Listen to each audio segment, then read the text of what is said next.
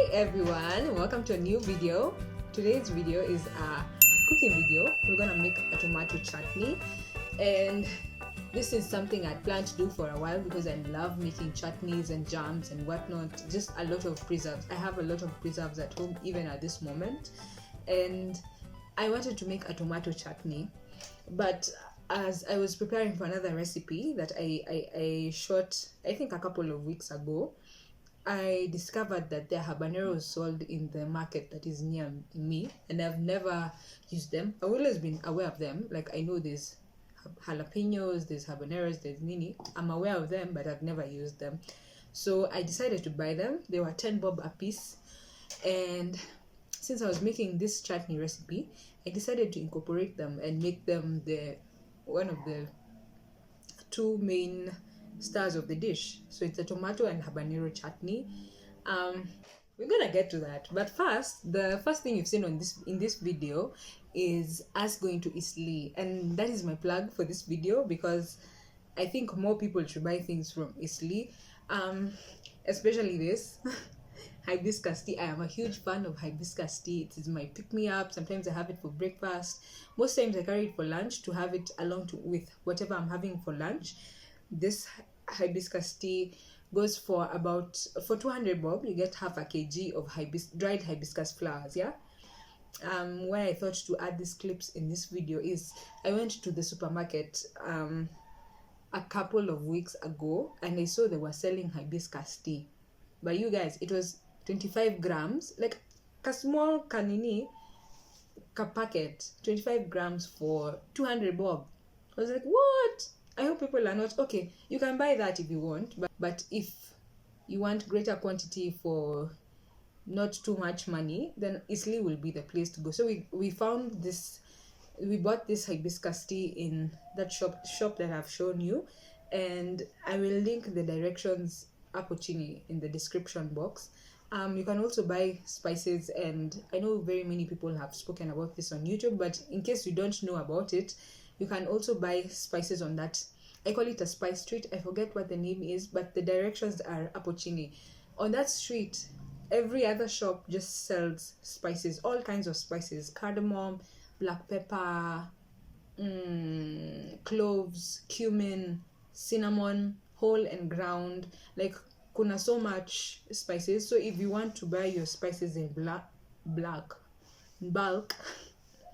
Eastleigh will be the place. Will be the place to go. What am I saying? Will be the place to go. The place to go. Okay, Eastleigh will be the place to go. The prices are also fair. Like for most spices we bought, I think we bought turmeric.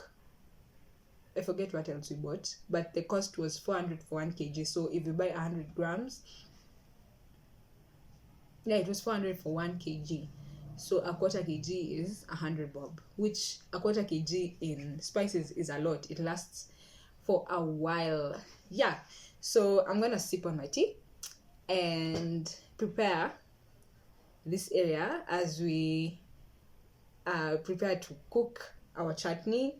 And also I forgot to show you, I found this nini hat when we went thrifting last week. It's a little baker's hat, and I bought it to hold my hair when I'm cooking so that people don't eat my hair. Mekata kufungika, but it does the work, and it's cute. It looks like my dress. I'm matching.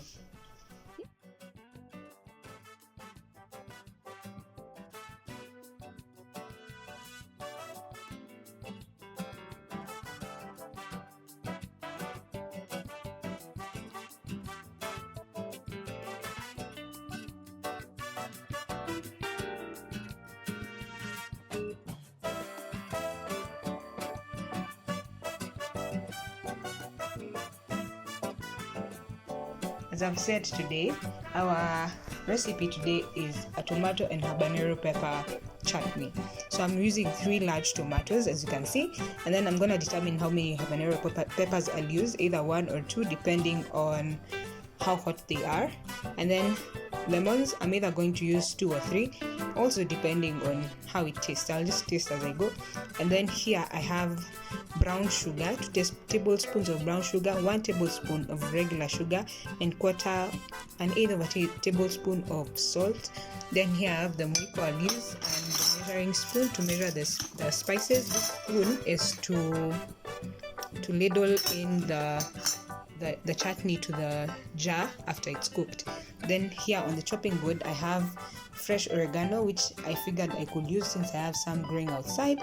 And then here I have a pinch of cumin seeds, which I'm gonna toast and add into the chutney. I have some cayenne pepper here, which I might add as well depending on how hot the habanero peppers are. And then here I have what is this, clove powder, and then fenugreek powder over here, and then fennel seed powder. And then this is also more clove powder. I think I'm going to use this because it's finer. And then here we have the jar, which I've sterilized by chemshaing it, like you boil it the way you would baby bottles in a sufuria for about 5 to 10 minutes, so that it's sterilized. The purpose of doing that is to ensure that the chutney you put in there does not go bad. So you ensure that the jar is sterilized by doing that. Yeah. So what we're gonna do right now is to cut up the ingredients and prepare them for cooking. I have a large saucepan on which to cook. I will show you as we do everything. Yeah.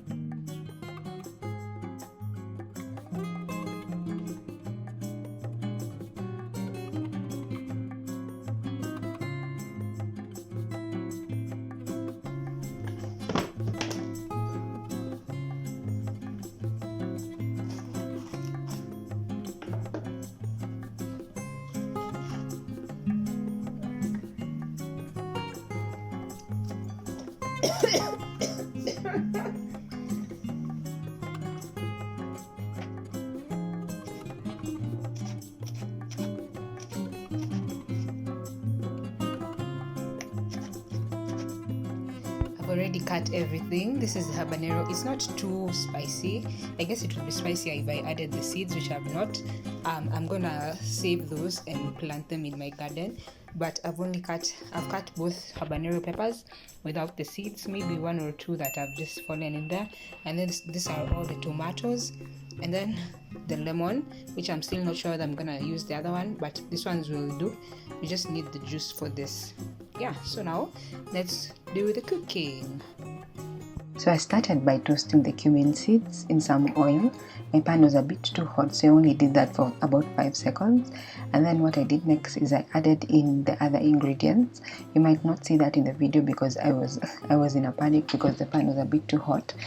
So I added in all the ingredients except the oregano and juice from 1 lemon. You might want to keep stirring the chutney so that everything mixes together, and also so that you ensure that nothing burns. And then ensure that your chutney is cooking on a medium heat so that it does not dry out too fast before everything cooks. I did a quick little taste test, and I determined that if you do not want your chutney to be really hot, maybe consider using 1 or 1/2 of a habanero pepper because they are really hot. And then what I did next was to add in the fresh oregano, because as you can see from the video, the juice from the tomatoes is reducing, and that tells me that the chutney is almost done. And then what I did next was to add in the lemon juice from the last lemon.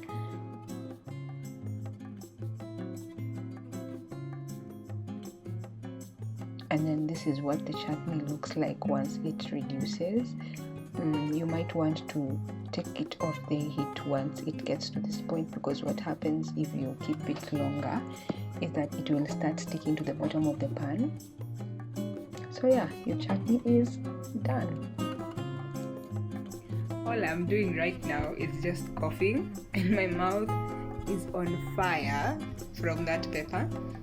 We are done cooking it. I just want to show you, and then I want to put it in the jar right now, but I'm not going to cover it since it's still hot.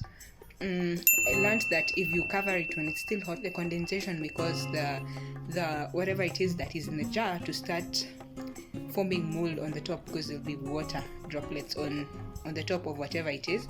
So I'm not going to cover it, but we're going to dry it right now and then leave it open until it's completely cool.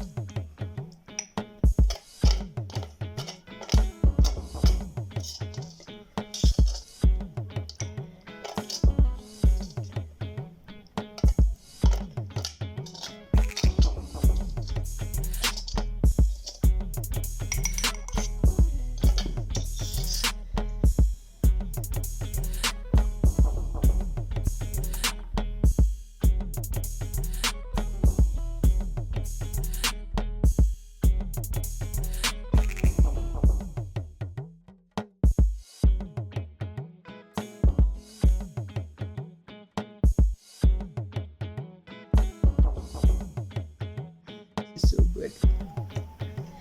But the fire, what?